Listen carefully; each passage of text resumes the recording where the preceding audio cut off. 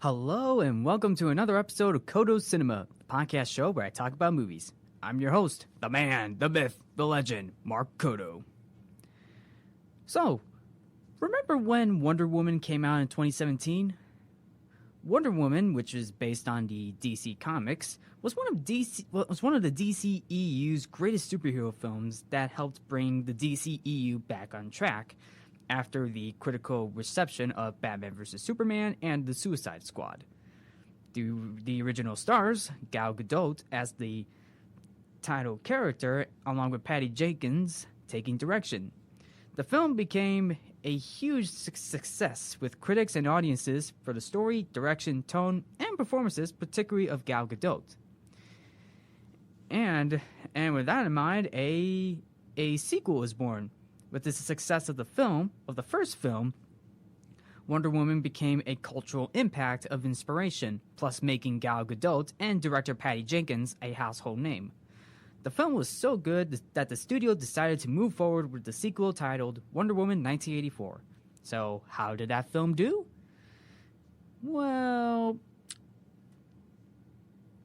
unlike its predecessor, a lot of people thought the film took the 1980s and the film's quality as good. I mean, that's what many people thought. The 1980s setting and the quality of the film looked pretty good, including some of the performances of the cast. I mean, Gal Gadot was good, Chris Pine was good, even newcomers like Pedro Pascal was actually pretty good in the sequel.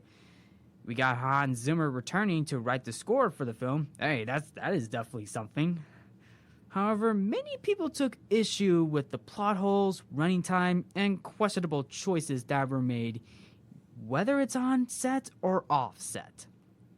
On top of that, the writing alone is also the main problem of Wonder Woman 1984. And the fact that the film was streamed on HBO Max and being released in theaters at the same time that even Patty Jenkins was shocked about. Yeah, that's right. So the film was split either on HBO Max or going into theaters. So they did both. So you can either watch it on HBO Max or you can see it in theaters, even if the theater is open or not, despite the pandemic that this film came out. Yes, this film did came out on Christmas, so everybody got a Christmas gift on HBO Max. Yep. Now, to be fair, though, I thought the film was decent. I mean, in my opinion, it wasn't terrible, but there were definitely moments that really got me on my nerves. I mean, and for other people, it took a huge downturn on how the film turned out. Now, this is just my opinion. I thought the film was decent. I mean, yes, there were definitely moments that did not go in a direction that I thought it would go. I mean, I can see what other people are saying about this film. I mean, many people pointed out the huge plot points that were shoehorned in that were never solved, or don't make a link of sense. I mean, here's what I like about there are definitely some things I like about the film and things I did not like about the film. But, well, to point out, let me dive a little deep into the film. And by the way, spoiler alert for those who have not seen Wonder Woman 1984. So the film opens up on Themyscira, just like the original film, but this time the opening for the sequel is a flashback where we see a young Diana who is about to compete in a decathlon event with the Amazonians, only for her to end up cheating her way through the decathlon towards the end of the competition after taking a shortcut. And yes, this actually brings up a good point in the film from Wonder Woman's, or should I say Diana's aunt, Antiope, or should I say a lesson. Now, Antiope is once again played by Robin Wright, where Antiope tells Diana at the end of the decathlon that knowing the truth in heart and not accepting it, which is basically, here's the thing. Diana took the shortcut, but she would not admit that she cheated. So that's basically the point. The point at the start of the film that she doesn't know the truth.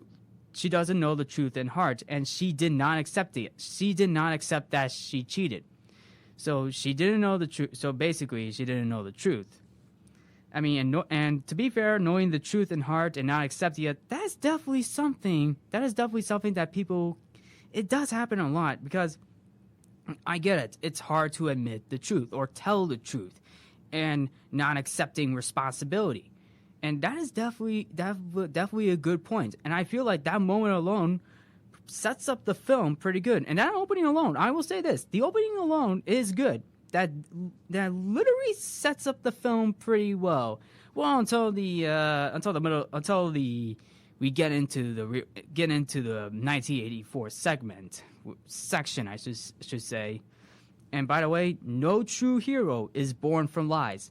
Another good point right there from Antiope, to which Antiope tells Diana, well, I mean, that is another good point. No true hero is born from lies. Even though it's hard to admit to tell the truth, you cannot be a true hero born from lies. And lying is bad. And that is definitely a good point that they set up in the opening of the film.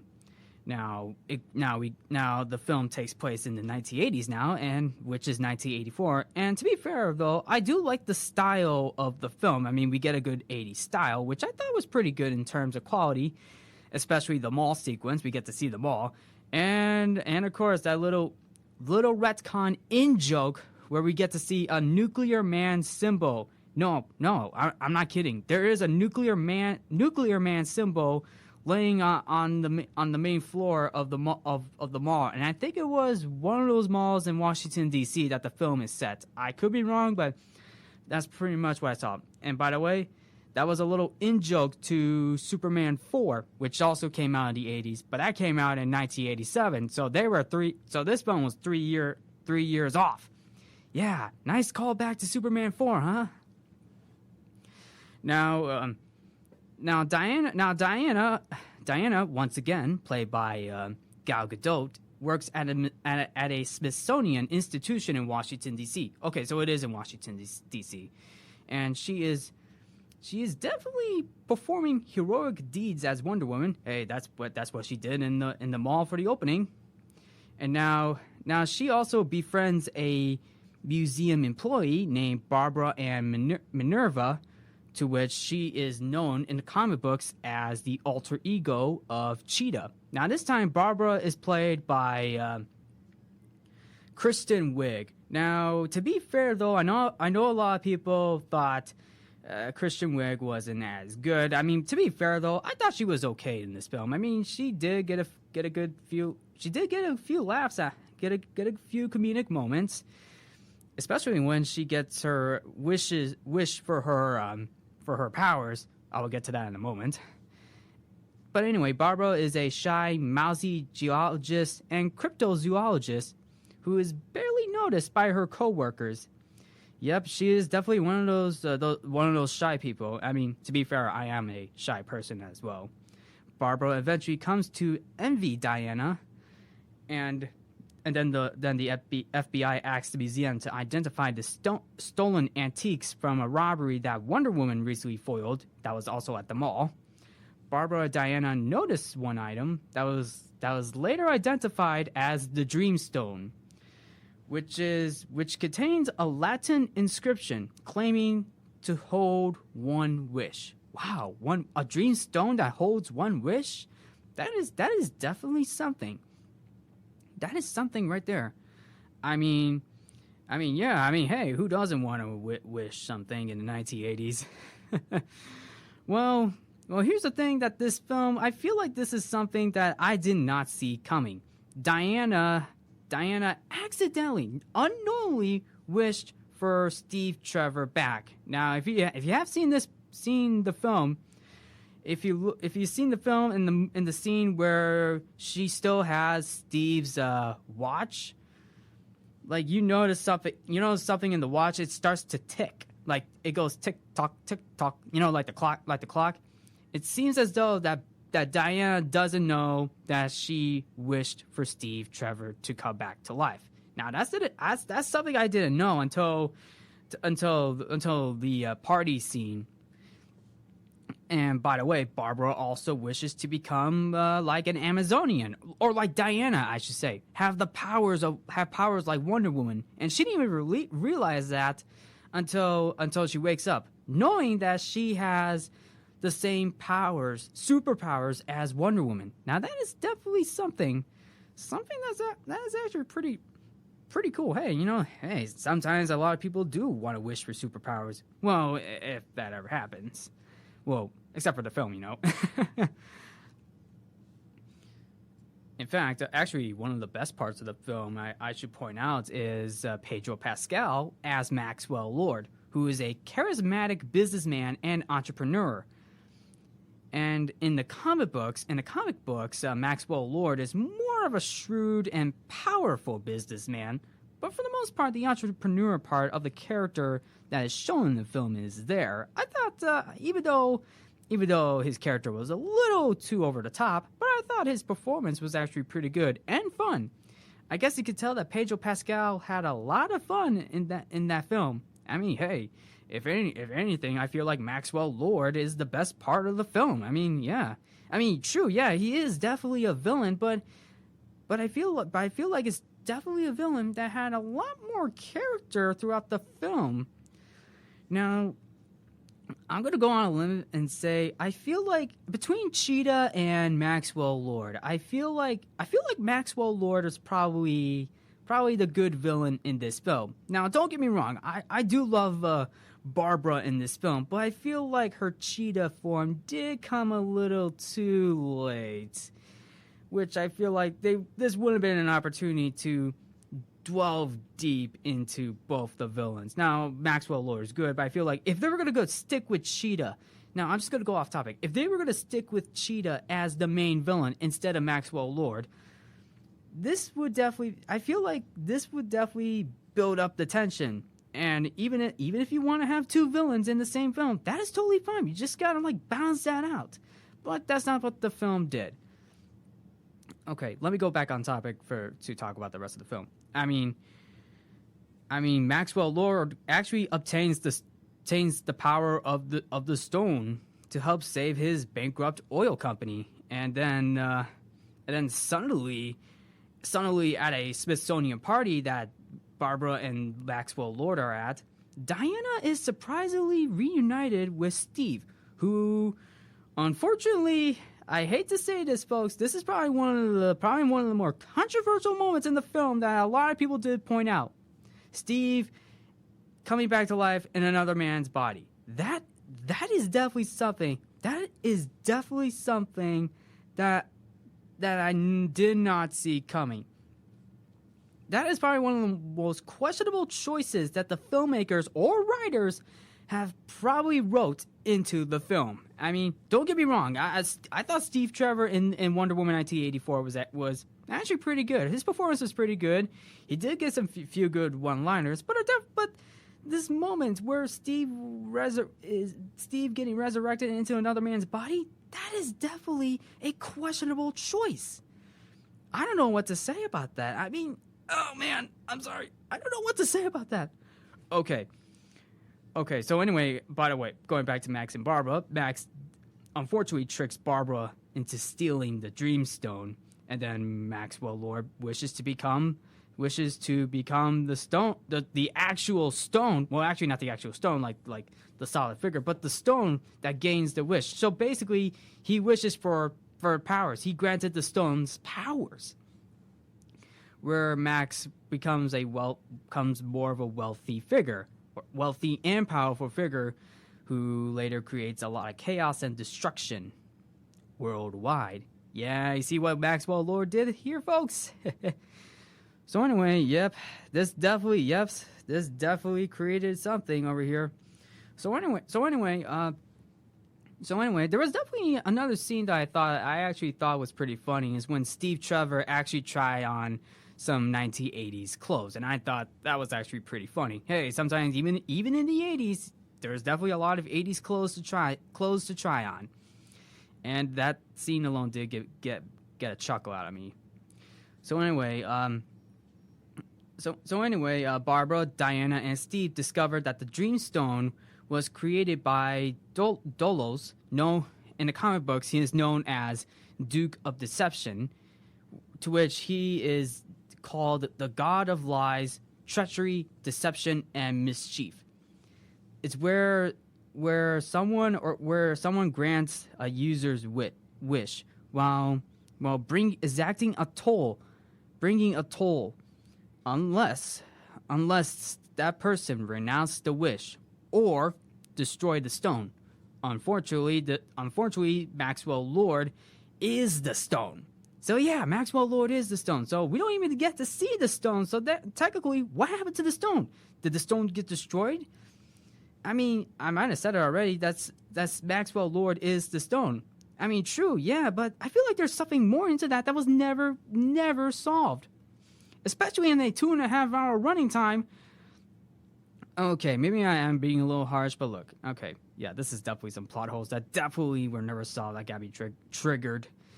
Anyway, Diana also notices that she is losing her power, as you might have noticed in the truck chase sequence in I think it was in Cairo, where Wonder Woman was going after Maxwell Lord. She definitely did get shot once, and to you may have noticed that in the comic books, her weakness is sharp bullets.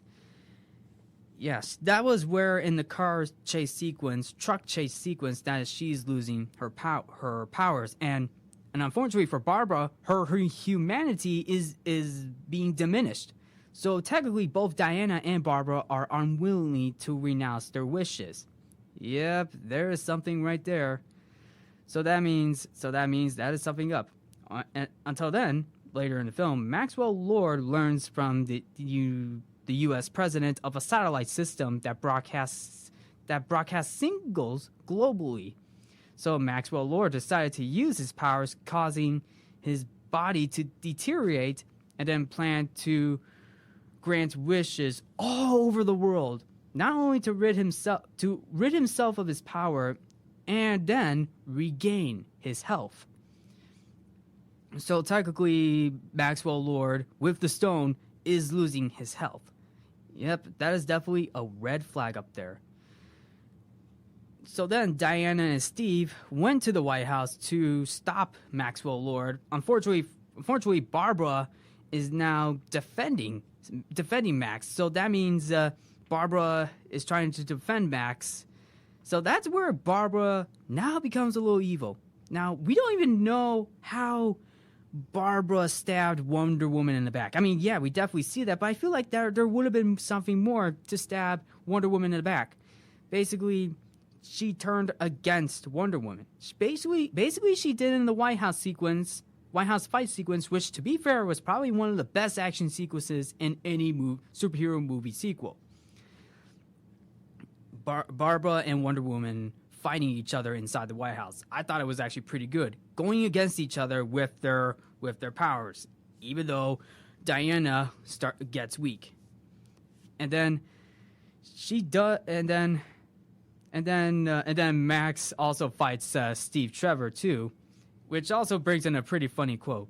Would you like to be what do you want to wish? Do you want to be a real boy? Yep. He tried to pull off a Pinocchio reference right there in Wonder Woman, but don't worry. Steve Trevor did not wish for that, even though Pinocchio is a Disney movie. So then the fight between Barbara and Diana goes on, and like I said, I really love the fight between the two. And this actually does, but unfortunately, Barbara gains the upper hand or claw. Well, not until the end of the film. So Barbara teams up with Max to escape on Marine One, in a helicopter, and then Steve Trevor convinces Diana or forces Diana to renounce her wish and just so Steve can go. Let Steve go. I feel like now Diana is accepting. She accepted basically for what throughout the entire film. Diana loses her powers. Even though she knows she's losing her powers, she cannot admit that. So Steve Trevor helped her throughout that moment to have Diana renounce her wish, which I had the feeling that could have been brought up right after the truck chase sequence. That could have been something that Diana should have known. She should have admitted that. Now, I know I'm sounding pretty harsh, but this is like a plot hole that should have been filled up already. I feel like, I mean, even though they did, but yeah, that's definitely a plot hole that should have been solved sooner, sooner or later. Eventually, Diana renounced her wish and decides to let Steve go. That's where she restores her strength and power, gaining an ability to fly. Hey, she was able to fly. That's actually pretty cool. Oh, do I forgot to mention the invisible jet scene? Yeah, they were able to fly the invisible jet to somewhere in the middle of the film. Now, Diana is now wearing the golden armor of Amazon warriors from Asteria, to which in another flashback that Diana explains to Steve earlier in the film that Asteria wore the golden Amazon armor in one of the battles. In fact, in one of the flashback battles that Asteria was at was fighting the Roman soldiers, which looked to be like 300 from Zack Snyder's 300.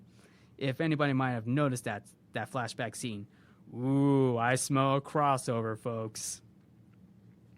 So anyway, Diana flies to the satellite headquarters, and she also uses her lasso of truth to swing on the lightning bolts. To be fair, that was actually pretty cool of how she was able to swing on the lightning bolts with her lasso.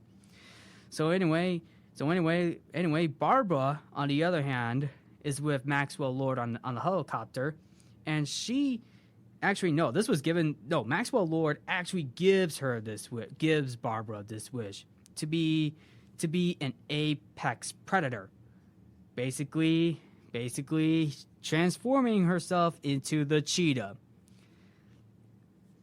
Yes, that is right. This is where the cheetah comes in, and I'm pretty sure a lot of people were pretty upset by this moment. So, both Barbara and both Cheetah and Wonder Woman get into a brutal match. Yes, they had a brutal match, and I'm gonna say this, folks. The fight itself is cool, but the CGI, the Cheetah CGI, it's off. The CGI is off, folks. I'm sorry. I just can't take that CGI seriously.